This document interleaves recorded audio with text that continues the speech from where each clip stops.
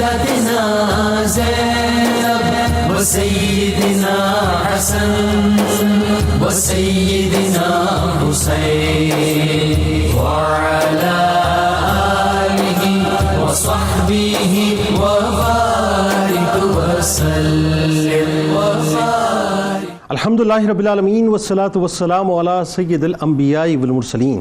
اللہم صلی علی سیدنا و مولانا محمد وعلی آلہ واصحابہ وبارک وسلم وصلی علیہ. دنیا کے تمام دیکھنے والوں کو، تمام چاہنے والوں کو، تمام پیار کرنے والوں کو، اور جہاں جہاں تک اس وقت میری آواز کو سنا اور مجھے دیکھا جا رہا ہے، جنید اقبال کی جانب سے انتہائی محبت کے ساتھ السلام علیکم. ایک بار پھر ناظرین، آپ کو پر نور صبح میں صبح نور کے ساتھ میں دل کی گہرائیوں سے خوش آمدید کہتا ہوں. اور آئیے بلا توقف چلتے ہیں حضرت ابو انیس محمد برکت علی علیہ رحمہ کی تالیف اسماء النبی کریم صلی اللہ علیہ وآلہ وسلم سے رسول اللہ صلی اللہ علیہ وآلہ وسلم کا ایک اسم مبارک پڑھنے اور سننے کی سعادت حاصل کرتے ہیں. سیدنا المبلغ صلی اللہ علیہ وآلہ وسلم، ہمارے سردار، اللہ کے احکام پہنچانے والے، درود و سلام بھیجے اللہ آپ صلی اللہ علیہ وآلہ وسلم پر، آپ صلی اللہ علیہ وآلہ وسلم کے آل پاک پر اور صحابہ کرام رضوان اللہ تعالیٰ علیہم اجمعین پر. حضرت عبداللہ ابن عمر رضی اللہ تعالیٰ عنہما سے مروی ہے کہ ایک شخص نے رسول اللہ علیہ وآلہ وسلم سے عرض کیا کہ یا رسول اللہ صلی اللہ علیہ وآلہ وسلم، کون سا عمل سب سے بہتر ہے؟ تو آپ صلی اللہ علیہ وآلہ وسلم نے فرمایا کہ اللہ کے بندوں کو کھانا کھلانا اور ہر ایک کو سلام کرنا، خواہ اس سے تمہاری جان پہچان ہے یا نہیں ہے. ہمارے ساتھ ناظرین آج آپ ضرور رہیں، کیونکہ آج طوطی ہند حضرت امیر خسرو رحمۃ اللہ علیہ کی بارگاہ میں انشاءاللہ مل کر ہدیہ عقیدت پیش کریں گے. یعنی آج سلسلہ چشتیہ نظامیہ کے ایک ایسے عظیم اور روشن ستارے کی بارگاہ میں ہدیہ عقیدت پیش کرتے ہیں جو بادشاہ سلطنت شمائل ہیں اور خسرو مملکت فضائل ہیں، جو آسمان ولایت کے ماہتاب ہیں، جو فارسی اور اردو شاعری کے روشن آفتاب ہیں.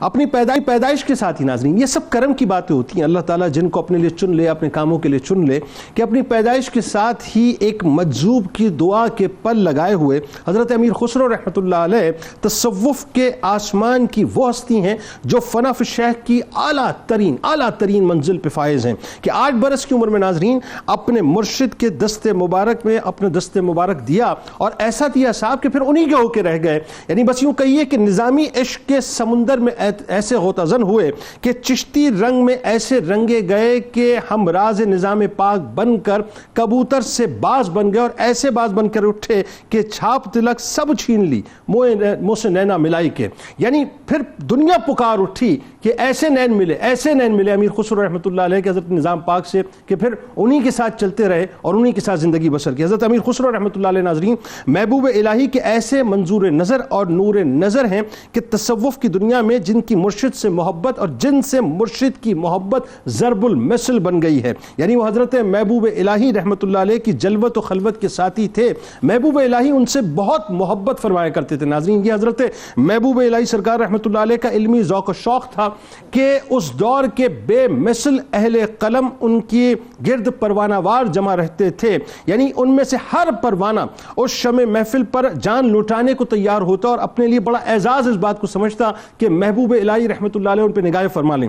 یعنی ان کے حلقہ ارادت میں جمع ہونے والے بے مثل علماء، فضلا، بلند پایا شعرا اور مورخ سب نے عالمگیر شہرت حاصل کی، اور یہ سب حضرت محبوب الہی رحمۃ اللہ علیہ کی چوکھٹ کا فیضان تھا. اور ان سب میں جو بازی لے جانے والے تھے ناظرین وہ شخصیت تھی جو انتہائی محبوب و محترم تھیں، جو کہ امیر خسرو رحمۃ اللہ علیہ کے نام سے دنیا میں مشہور ہوئیں. یعنی اسی پیر و مرشد کی تربیت کا اثر تھا ناظرین کہ برسوں سائم الدہر رہے، اور عشق الہی کی ایسی کیفیت آپ کے سینے میں پیدا ہوئی کہ لوگ دیکھتے تھے کہ آپ چلتے پھرتے اللہ اور اس کے رسول صلی اللہ علیہ وآلہ وسلم کے پیغام کے دائی بنے.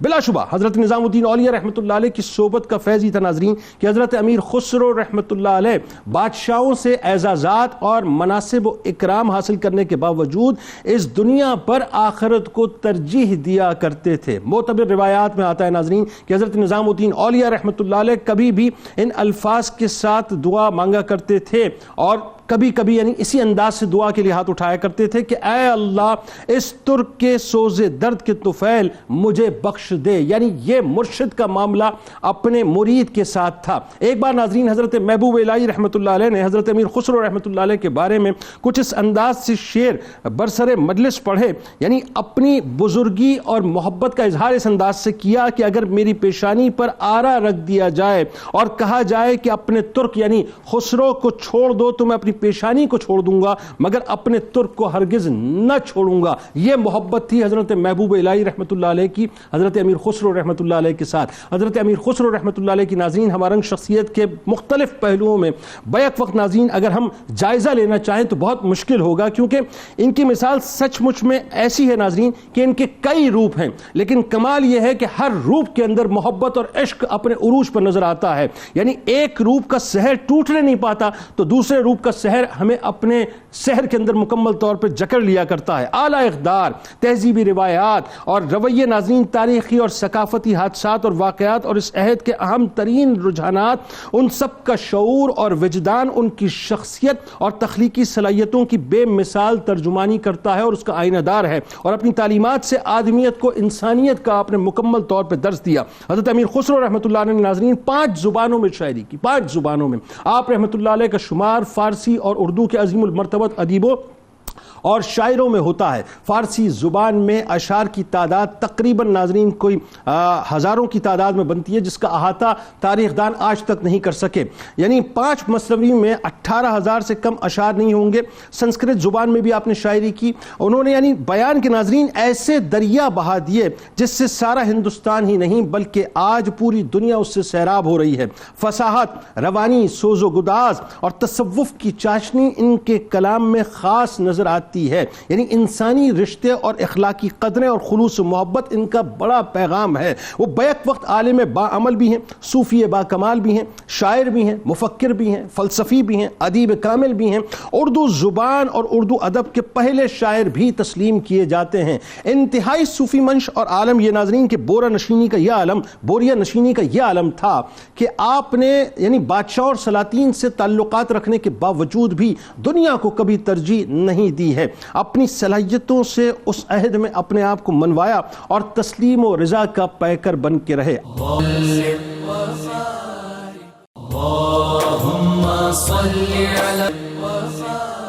حضرت امیر خسرو رحمۃ اللہ علیہ کا خاندانی تعارف، والد کا جو آپ کے ایک سماجی مقام تھا اس دور کے اندر وہ، اور جو بچپن کے حالات میں خاص طور پہ جو مجذوب کی دعا ہمیں نظر آتی ہے آغاز کی. جی بالکل. حضرت امیر خسرو رحمۃ اللہ تعالی علیہ یقیناً آپ کسی تعارف کے محتاج نہیں ہیں. ہم ان کے خاندانی پس منظر، ان کے حالات زندگی اور واقعات اور ان کی خدمات کو اپنے سامعین تک پہنچانے کے لیے یہاں بیٹھے ہیں، ورنہ تو میں سمجھتا ہوں کہ وہ کسی تعارف کے محتاج نہیں ہیں. آپ کو طوطی ہند کا لقب دیا گیا. آپ کا نام ہے یمین الدین اور کنیت ہے ابو الحسن. ٹھیک. امیر آپ کا خاندانی لقب چلا آ رہا تھا اور خسرو یہ انہوں نے اپنا لقب اپنی شاعری میں استعمال فرمایا. تو گویا کہ ابو الحسن یمین الدین حضرت امیر خسرو رحمۃ اللہ تعالی علیہ. آپ کی ولادت مبارکہ ہوتی ہے 1253 عیسوی اور ہجری کے اعتبار سے 651 ہجری، اور یہ اور آگرہ میں دہلی کے اندر یہ وہ زمانہ تھا کہ جہاں ایک طرف وہ اسلامی سلطنت کا سورج دھندلا رہا تھا اور ادھر برِ صغیر پاک و ہند کے اندر اسلامی سلطنت کی بنیادیں رکھی جا رہی تھیں. گویا یہاں سے ایک اسلام کا نیا سورج طلوع ہو رہا تھا. تو اس امتزاجی زمانہ کے اندر آپ کی ولادت ہوتی ہے، اور آپ اپنے خاندانی پس منظر کے اعتبار سے آپ کے والد اور آپ ترک نسل ہیں، اور جب یہ اسلامی مسلمانوں کی ریاست کے حالات ابتر ہوئے تو آپ وہاں سے وسط ایشیا کی ریاستوں میں آپ تشریف فرما ہوئے. آپ کے آباء و اجداد سمرقند آئے، سمرقند سے پھر بلخ آئے، پھر ہندوستان آئے. یعنی وہ چنگیز خان کا دور میں خالی اس کی چڑھائی کا دور تھا. تو آپ کے والد ہندوستان تشریف لائے اور وہ زمانہ تھا سلطان شمس الدین التمش کا، اور آپ اپنی جنگی مہارتوں کی وجہ سے، قابلیت کی وجہ سے، ذہانت اور فطانت کی وجہ سے اور فہم اور بصیرت کی وجہ سے تو بادشاہ وقت کے قریب ہوئے، اور آپ نے اپنی جب صلاحیتوں کے جوہر دکھائے تو انہوں نے پٹیالہ کی پوری ریاست ہی آپ کو ہدیہ کر دی۔ تو اس اعتبار سے جہاں آپ کو بادشاہ کا قرب ملا تو انہیں بہت ساری خدمات پیش کرنے کا موقع میسر آیا، تو معاشرتی اعتبار سے بھی ایک مقام اور مرتبہ ہوا، اور اسلامی ریاست کے خد و خال جہاں وضع کیے جا رہے تھے تو اس وقت انہیں ایک بہت بڑا کردار ادا کرنے کا موقع ملا۔ پھر انہوں نے آپ کے والد گرامی کی شادی ہوئی یہاں جو بادشاہ کے وزیر اعظم تھے ان کی بیٹی سے، تو حضرت امیر خسرو رحمۃ اللہ تعالی علیہ کی گویا والدہ، ان کا نام دولت ناز یہ نام آیا ہے، تو گویا آپ کے والد ترک نسل ہیں اور والدہ ہندوستانی ہیں، تو یہاں بھی ایک امتزاج نظر آتا ہے۔ تو پھر آپ کی شخصیت اس ماحول کے اندر جس طرح اس کو سنوارا گیا وہ جب سامنے آتی ہے تو آپ کی شخصیت بہت ہمہ جہت بن کے سامنے آئی۔ اپنی نسل کا بھی اس کے اثرات تھے، ماحول کے بھی اثرات تھے، پھر جن کی صحبت میسر آئی ان کے بھی اثرات تھے، تو اس اعتبار سے آپ کی شخصیت ایک ہمہ جہت شخصیت بن کر سامنے آتی ہے۔ اور آپ کی جب ولادت مبارکہ ہوتی ہے تو آپ کے والد کپڑے میں لپیٹ کر آپ کو قریب ایک مجذوب بزرگ کی خدمت میں لے جاتے ہیں دعا کے لیے، اور اس سے یہ بھی اندازہ ہوتا ہے کہ آپ کے والد کس قدر صوفیاء کو، عرفاء کو، اولیاء کو اور مجذوبوں کو ماننے والے تھے اور ان کا ادب اور احترام کرنے والے تھے۔ تو وہ جو عقیدت گھٹی میں پڑی ہوئی تھی تو یقیناً اس کا رنگ نکھرتا ہے اور اللہ رب العزت پھر مواقع عطا فرماتا ہے۔ تو لے گئے اس مجذوب کے پاس، تو مجذوب نے جو ہی دیکھا تو انہوں نے اپنی روحانی طاقت سے اور اللہ رب العزت کی دی ہوئی اس روحانی طاقت سے انہوں نے اس نور سے آپ کے قسمت کے ستارے کو گویا دیکھ لیا۔ تو انہوں نے دعائیہ کلمات بھی دیے، کہا کہ یہ جو بچہ ہے یہ تو خاقانی سے بھی 2 قدم آگے ہوگا، اور خاقانی وہ خراسان اور ایران کے اندر ایک بہت بڑے صاحب دانش اور صاحب بصیرت شخصیت تھے، تو ان کی طرف اشارہ کیا کہ یہ تو ان سے بھی بڑھ کر آگے ہوں گے۔ تو آپ کی وہ اس مجذوب کی دعا بھی اور مجذوب کی نگاہ کرم بھی، اس کا صدقہ یہ ہوا کہ آپ کو پھر جب حضرت محبوب الہی حضرت خواجہ نظام الدین اولیاء رحمۃ اللہ تعالی علیہ کی بارگاہ میں جب پیش کیا گیا تو گویا وہاں سے آپ کو وہ مٹھاس میسر آئی کہ آپ کی پوری شاعری کے اندر بھی، آپ کے نظریات اور افکار کے اندر بھی ہمیں پھر وہ جھلک نظر آتی ہے جو آپ ہی کا خاصہ ہے۔ یہی وجہ ہے کہ کم و بیش تمام مورخین اور دانشور اس بات پر متفق ہیں کہ برِ صغیر پاک و ہند کے اندر برِ صغیر کی تمام زبانوں میں اس پائے کی شاعری کرنے والا آپ کے برابر کوئی نہیں ہوا ہے، آپ کو یہ شان عطا ہوئی۔ اچھا، اردو کے بھی پہلے شاعر آپ کو کہا جاتا ہے؟ چونکہ اردو کی بھی یہیں سے ابتدا ہو رہی تھی تو گویا اردو میں بھی سب سے پہلی شاعری، یہ اعزاز بھی آپ کے حصے میں جاتا ہے۔ پھر آپ نے فارسی میں اور کم و بیش 5 زبانوں میں، اور جو آپ نے اشعار کہے فارسی زبان میں، اس کے بارے میں آتا ہے کہ اس کا عدد لاکھوں میں ہے۔ تو لہٰذا آپ کی شاعری کو دیکھیں تو شاعری وہ محض لفظوں کا نام تو نہیں ہے، اس کے پیچھے افکار ہیں، نظریات ہیں، تصورات ہیں۔ تو اگر علمی وسعت نہ ہو اور ان تمام پہلوؤں پر نظر نہ ہو تو پھر ایسی باتوں کو موتیوں کے الفاظ میں پرو کر سامنے رکھنا آسان تو نہیں ہے۔ تو گویا کہ آپ کی شخصیت اتنی ہمہ جہت ہے، تصوف کے اعتبار سے بھی، شاعری کے اعتبار سے بھی، روحانیت کے اعتبار سے بھی، کہ اللہ رب العزت نے آپ کو بہت باکمال بنایا۔ بالکل ٹھیک، اس پہ گفتگو کرتے ہیں مزید۔ اور علامہ صاحب بھی بتائیے اب ذرا کہ ظاہر ایک تو مجذوب کی دعا ہو گئی، اب اس دعا ہی کا اثر نظر آ رہا ہے کہ جو اللہ تبارک و تعالیٰ نے جس راستے پہ آپ کو چلایا کہ 8 برس کی عمر ہے، حضرت امیر خسرو رحمۃ اللہ علیہ ایک بارگاہ میں لے جایا جاتا ہے، ذرا بتائیے۔ اور وہ جو پھر آپ کا جو بیعت کا واقعہ ہے خاص طور پہ، وہ اتنا حسین واقعہ ہے کہ عشق اور محبت کی پھر جو شیرینی آپ کے کلام میں نظر آتی ہے وہ وہیں سے ایک سلسلے کا آغاز ہوتا ہے۔ جی بسم اللہ الرحمن الرحیم، بہت شکریہ محترم جنید اقبال صاحب۔ آج ہم بر صغیر کے ایک عظیم صوفی شاعر اور سلسلہ چشتیہ نظامیہ کے ایک عظیم بزرگ کی بارگاہ کے اندر حاضری اور نذرانہ عقیدت پیش کر رہے ہیں۔ آپ کی پیدائش کے حوالے سے، خاندان کے اعتبار سے اور آپ کے والدین کے اعتبار سے اور خاص طور پر آپ کی والدہ عفیفہ کے حوالے سے علامہ صاحب نے بہت خوبصورت تذکرہ فرمایا.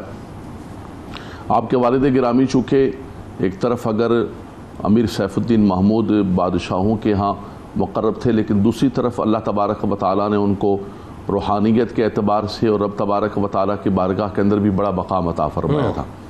یعنی صرف بادشاہوں کا قرب نہیں تھا بلکہ بادشاہوں کے بھی بادشاہ کا قرب اللہ تبارک و تعالیٰ نے آپ کو عطا فرمایا تھا.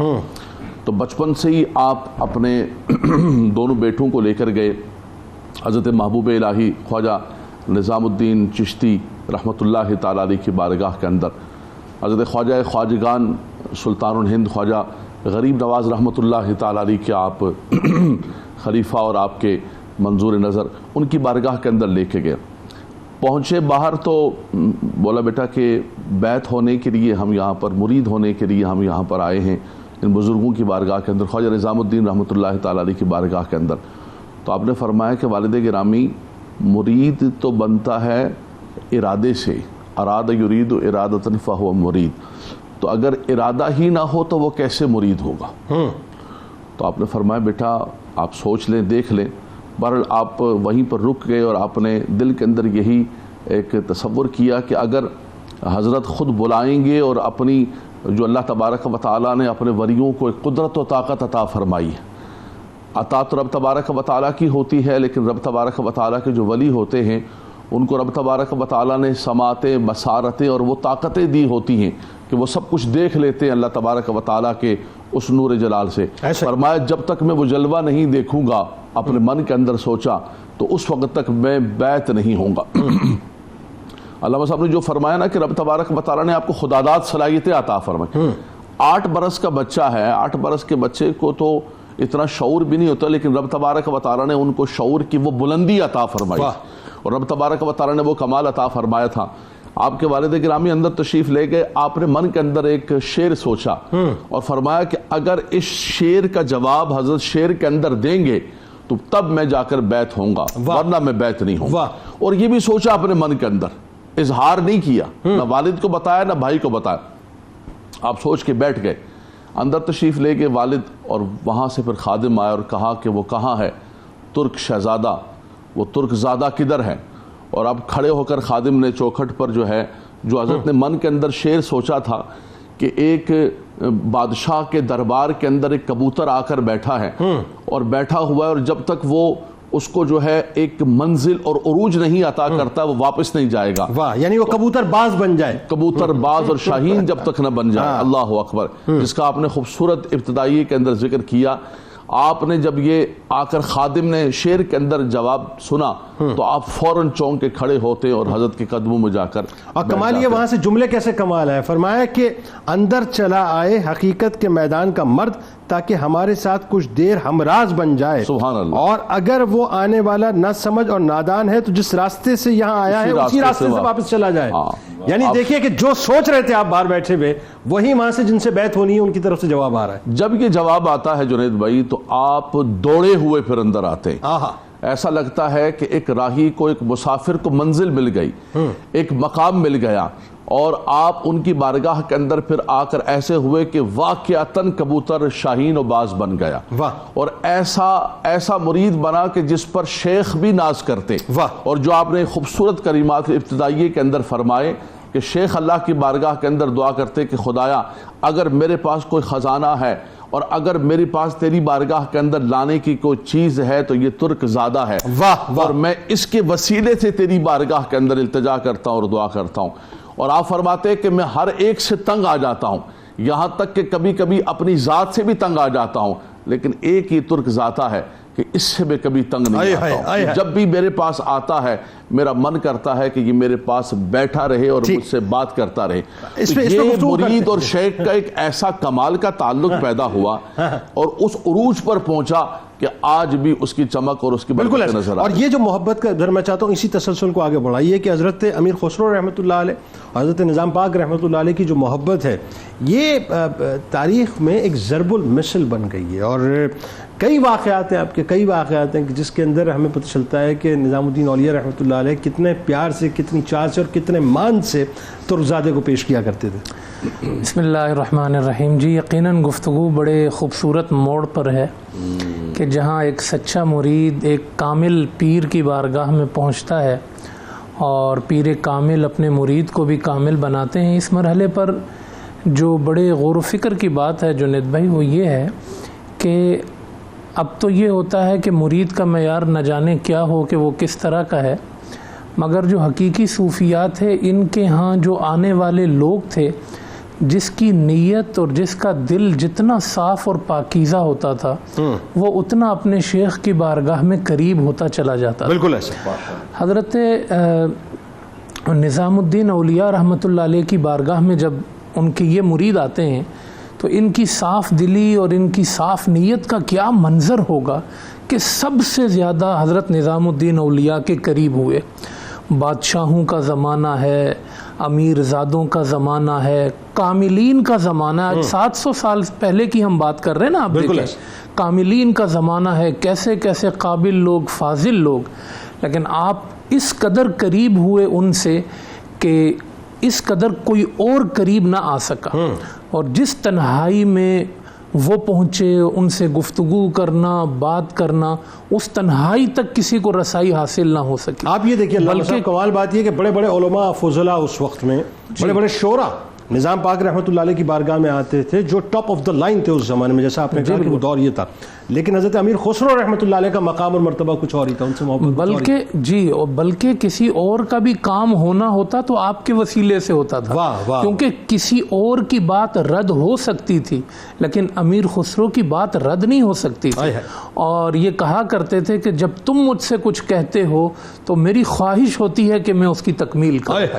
اور میں اس کو مکمل کروں، اور یہ خواہش کبھی انہوں نے اظہار کیا کہ اگر ہماری شریعت میں یہ جائز ہوتا نا کہ ایک قبر میں 2 بندے اتارے جائیں تو میں وصیت کرتا کہ امیر خسرو ترک اللہ میرے ترک کو میرے ساتھ قبر میں اتار دیا۔ وہ پاپوش مبارک کا جو واقعہ آپ دیکھیں نا کہ وہ مانگنے والا آیا کچھ تھا نہیں، پاپوش مبارک دے دی، اپنے جوتے مبارک آپ نے عطا کر دیے، اور وہ بادشاہ کے امیر زادے نے جب اس کو دیکھا اور اس کو چوما اور اس کو خریدا تو وہ لاکھوں کا، تو یہ ان کی بارگاہ میں حضرت امیر خسرو کا پہنچنا اور اس قدر قریب ہو جانا، اور پھر جو ہے وہ ان سے فیض حاصل کرنا، بلکہ خود ان سے کہتے ہیں کہ میری شاعری میں کچھ چاشنی آ جائے تو اپنے فیض کی کچھ چینی کھلائی آپ نے، تو کہتے ہیں کہ شاعری میں اتنی چاشنی آ گئی، لیکن پھر بعد میں کہا کرتے تھے کہ کاش کچھ اور بھی مانگ لیتا اس مقام پر کہ جب انہوں نے یہ عطا فرمایا۔ تو یہ جو ہے وہ ان کے ساتھ جو محبت کے سلسلے تھے حضرت امیر خسرو رحمۃ اللہ علیہ کے حضرت نظام الدین اولیاء سے، اور اس میں سب سے اہم بات یہ ہے کہ یہ رسمی چیز نہیں تھی، یہ بڑا عالمانہ تعلق تھا، کیونکہ بڑے عالم تھے امیر خسرو، بڑے فاضل تھے خود بھی، بلکہ جب اپنے پیر کے ساتھ بیٹھے ہوتے نا تو پیر اگر کوئی بات کہہ دیتا تو اس کو لکھ لیا کرتے تھے۔ آپ نے ایک رسالہ افضل الفوائد کے نام سے تحریر کیا ہے جس میں اپنے پیر کی ساری باتیں، معمولات کو آپ نے نوٹ کیا ہے۔ جو خطوط محبوب الہی سرکار لکھا کرتے تھے امیر خسرو رحمۃ اللہ علیہ کو، وہ تمام وہ آپ نے محفوظ کر دیے، اور جو کتاب نہیں لکھتے تھے وہ آپ کی بارگاہ میں پیش کرتے تھے برکت کی دعا کے لیے، معمولات آپ کے جمع کیے، اور خود حضرت نظام الدین اولیاء کہا کرتے تھے کہ میرا ترک جو ہے یہ اکثر غور و فکر میں رہتا ہے، پرواز ہے نا، تخیل ہے، تو کہا کرتے تھے لیکن پھر بھی دیکھو اس کے باوجود مجھ سے کوئی چیز پاتا ہے تو اس کے اپنے آپ لکھ لیتا ہے، محفوظ کر لیتا ہے۔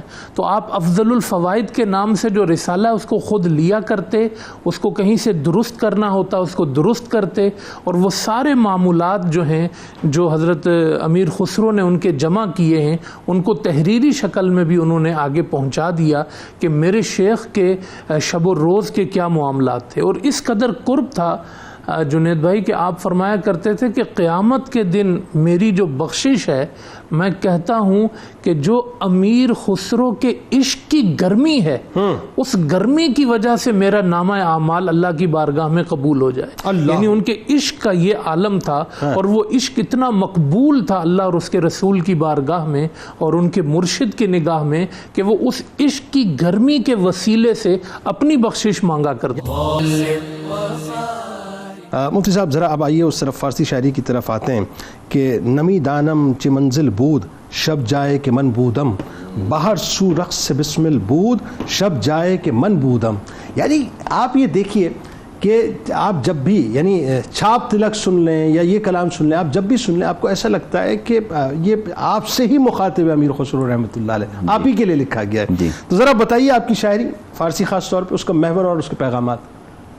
جی دیکھیے، ایک بات تو یہ میں شروع میں عرض کرنا چاہتا ہوں کہ عام طور پر فی زمانہ لوگ جب کسی شاعر کا تصور ذہن میں لاتے ہیں تو ان کے ذہن میں یہ آتا ہے کہ وہ شاعر عالم نہیں ہوتا.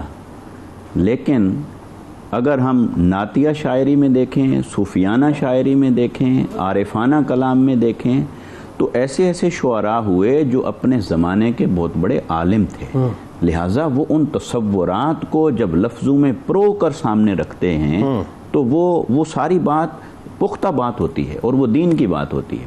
تو حضرت امیر خسرو رحمۃ اللہ تعالیٰ علیہ نے بھی ایسی بہت ساری چیزیں اور عارفانہ چیزیں، روحانی چیزیں انہوں نے اپنی شاعری کے اندر بیان کی. اور یہ جو آپ نے فارسی کا یہ جو آپ نے پڑھا مصرع، اس کے بارے میں بڑی دلچسپ بات یہ ہے کہ یہ آپ کے کسی دیوان کے اندر درج نہیں ہے، لیکن تذکرہ نگاروں نے اس کے بارے میں یہی لکھا ہے کہ یہ آپ ہی کا ہے. اور اس میں پھر آپ کا وہ لقب مبارک بھی آتا ہے اس کے اندر مقطع کے اندر. اور اس کے پیچھے بھی ایک پورا ایک واقعہ ہے، وہ جو بولی شاہ قلندر رحمۃ اللہ علیہ نے جب یہ کہا تھا کہ ہم تو تمہارے پیر کو سرکار کی بارگاہ میں پاتے ہی نہیں ہیں، تو پورا ایک واقعہ ہے وہ کہ آپ نے جو واقعہ عرض کیا تھا. تو پھر انہوں نے وہ ساری منظر کشی جو اس میں کہ لہٰذا وہ ہر کوئی اپنے حسب مقام ہوتا ہے آقا علیہ السلام کی بارگاہ میں اور اللہ رب العزت کی انوار و تجلیات میں اور قرب میں ہر کوئی اپنے مقام اور مرتبے کے مطابق ہوتا ہے. بالکل ایسا. تو آپ نے اس کی منظر کشی کی. اور یہ جو فارسی کا کلام ہے آپ کا، اور اس کو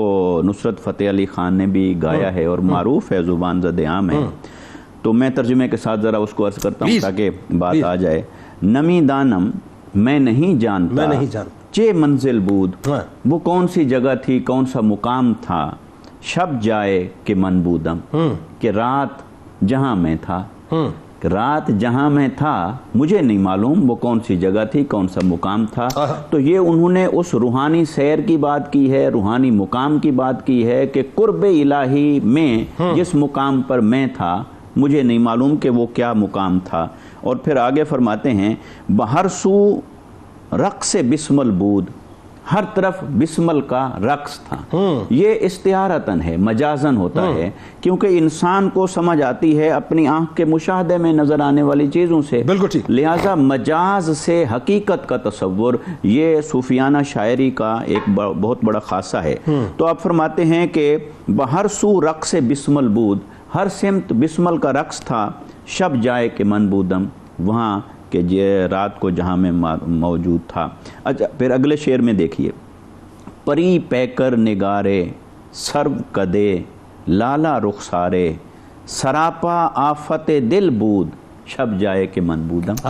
یہاں محبوب کے حسن و جمال کا نقشہ کھینچا ہے. محبوب کے حسن و جمال کی بات کرتے ہوئے پہلا لفظ یہ استعمال کرتے ہیں کہ پری پیکر نگارے. نقش و نگار ایسے ہیں جیسے کوئی پری پیکر ہو، حسن و جمال کا ایسا پیکر ہو. پری جو حسن کا استعارہ ہے. سرو قدے، چونکہ قد و قامت بھی، قد کا لمبا ہونا یہ بھی محبوب کے حسن کی علامت ہے مجازن. اور یہ ساری مجازن الفاظ اور کلمات اور تراکیب استعمال کر کے در حقیقت وہ حقیقت کی طرف متوجہ کر رہے ہیں اہل عشق اور اہل محبت کو. اور پھر فرماتے ہیں لالا رخسارے، رخسار لالا کی مانند ہے تو لہٰذا یہ بھی حسن کا کمال ہے. تو سراپا آفت دل بود، کہ دل کے لیے تو یہ سراپا آفت ہی ہے. یعنی آفت اس معنی میں نہیں کہ مصیبت، آفت اس معنی میں ہے کہ دل جب محبوب پر واری ہو جائے، دل محبوب پر قربان ہو جائے، دل اپنا نہ رہے بلکہ دل چلا ہی جائے، تو لہٰذا اس کو انہوں نے اس کے ساتھ تعبیر کیا شب جائے کہ من بودم۔ اور اسی طرح اگر آپ کے اور کچھ اشعار کو دیکھا جائے اور دوسری جو آپ کے کلام ہیں اس کو دیکھا جائے، تو ایک انہوں نے منظر کشی کی ہے موسم کی، بارش کی، محبوب کی ملاقات اور محبوب سے جدا اچھا، ہونا۔ زیادہ تر کلام آپ کا اپنے مرشد کی ہی بارگاہ میں ہدیہ ہے۔ آپ دیکھیے میجورٹی جو آپ نے جو کچھ لکھا ہے اس میں آپ کو زیادہ تر اشعار اپنے پیر ہی کی ثنا اور توصیف میں نظر آئیں گے، ان کے پیار، ان کے عشق میں ہی مبتلا نظر آئیں گے۔ دیکھیں تصوف کے اندر یہی بنیادی نقطہ ہے کہ جو مرید ہے وہ اپنے شیخ کو اتنا فوکس کرتا ہے روحانی اعتبار سے، محبت کے اعتبار سے، کہ وہ یہ عقیدہ رکھتا ہے کہ یہیں سے اسے آقا علیہ الصلوۃ والسلام تک رسائی ہونی ہے اور اللہ کے قرب تک اسے پہنچنا ہے۔ بالکل، لہٰذا وہ اپنے شیخ کو آقا علیہ الصلوۃ والسلام کا نائب سمجھتا ہے۔ ٹھیک ہے، جیسے آقا علیہ الصلوۃ والسلام اللہ کے نائب اعظم ہیں، تو وہ اس تصور میں پھر اپنے شیخ کی عقیدت میں، محبت میں وہ تمام کلام کہتا ہے۔ تو لہٰذا ان چیزوں کو جب روحانی اعتبار سے ہم اس تناظر میں سمجھیں گے تو پھر یہ سب چیزیں پھر سمجھ میں آنے والی ہیں۔ اور اگر کوئی مجاز پہ لے تو اس کی اپنی مرضی ہے، ورنہ انہوں نے تو مجاز کے لیے نہیں کہا، انہوں نے تو اپنے شیخ کے لیے کہا تو بھی حقیقت کے انداز میں کہا، تو جتنے مجازی تراکیب استعمال کی وہ بھی حقیقت پر کی۔ تو وہ بارش کے موسم کا وہ منظر کشی کرتے ہوئے محبوب کی ملاقات اور جدا ہونا جو کہ موسم کے اثرات ہوتے ہیں، تو آپ فرماتے ہیں کہ ابر باران و من و یار استادا بے وداع، کہ بارش ہو رہی ہے، میں ہوں، میرا محبوب ہے اور محبوب مجھ سے جدا ہونے والا ہے، الوداع ہونے والا ہے۔ تو محبوب کا الوداع ہونا ایسے موسم کے اندر کہ جو موسم بھی پسندیدہ ہو محبوب کی ملاقات کے لیے، تو وہ اس کو حسرت کے ساتھ یاد کرتے ہوئے بیان کر رہے ہیں۔ اور پھر اگلی بات کیا کرتے ہیں، یعنی ہر موسم میں اپنے شیخ ہی کے گرد ہیں، جی ہر موسم میں اپنے اور شیخ پھر کے اگلی بات کیا کرتے ہیں، من جدا گریا کنا ابر جدا یار جدا۔ وہ کہتے ہیں کہ میں الگ جگہ پر اس فریاد میں ہوں یا غم میں ہوں، اور خود ابر بھی غم میں ہے اور محبوب بھی غم میں ہے، اور محبوب سے مراد شیخ ہے۔ اور یہاں جو بات ابھی حضرت صاحب نے فرمائی تھی کہ مرید ہوتے تو دیکھے ہیں لیکن مراد ہوتے نہیں دیکھے۔ واہ واہ واہ، مریدوں کو اپنے شیخ سے محبت کرتے تو دیکھا ہے لیکن شیخ محبوب بنا لے اپنے مرید کو، یہ تاریخ میں بہت کم مثالیں ملتی ہیں۔ سبحان اللہ۔ اور یہ آپ کو یہ اعزاز حاصل ہے کہ آپ نے حضرت محبوب الہی کی بارگاہ میں یہ جتنے محبت کے نذرانے پیش کیے اور عارفانہ کلام کے انداز میں اللہ کے حسن و جمال کی باتیں کی، تو آج اس سے ہمیں یہ جو دنیاوی محبت ہے اور مجازی عشق ہے اور فانی محبتیں ہیں، ان سے نکل کر ہمیں انہی کے کلام سے حقیقت کی راہیں تلاش کرنی چاہیے۔ اور جب دل اس سے لگا لیں گے تو پھر یہ لفظ بھی سمجھ میں آ جائیں گے اور اس کی تراکیب بھی سمجھ میں آ جائیں گے۔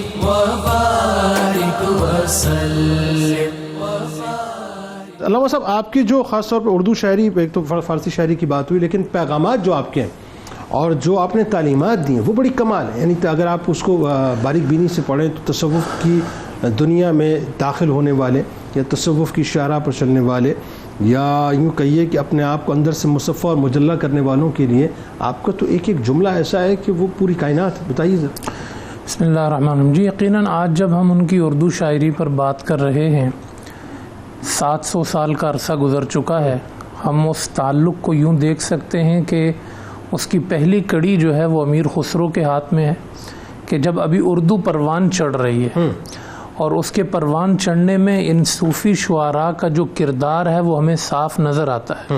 بلکہ بنیادی آپ نے ڈالی فارسی اور اردو کی۔ اب آپ کی دیکھیں بنیادی جو زبان ہے شاعری کی وہ تو فارسی تھی، عربی تھی، سنسکرت تھی۔ اب جب اردو پروان چڑھنے لگی تو آپ نے اردو کو اپنی شاعری میں جب استعمال کیا تو آپ کا ایک ذوق یہ تھا کہ آپ ایک لفظ ہندی کا، ایک لفظ اردو کا، ایک لفظ عربی کا، یوں آپ مختلف زبانوں کے مختلف الفاظ ملا کے، یعنی اتنے قادر الکلام تھے کہ آپ مختلف زبانوں کے الفاظ ملا کے کلام لکھا کرتے تھے۔ اس سے یہ ہوتا تھا کہ آپ نے اردو کو سپورٹ دیا، دیگر زبانوں سے اسے ہم آہنگ کیا، اور آہستہ آہستہ اس کے پروان میں آپ نے مدد ڈالی۔ جیسے اعلیٰ حضرت امام احمد رضا خان فاضل بریلی کا شعر ہے، کلام لم یاتی نظیر کا فی نظر مثل تو نہ شد پیدا جانا.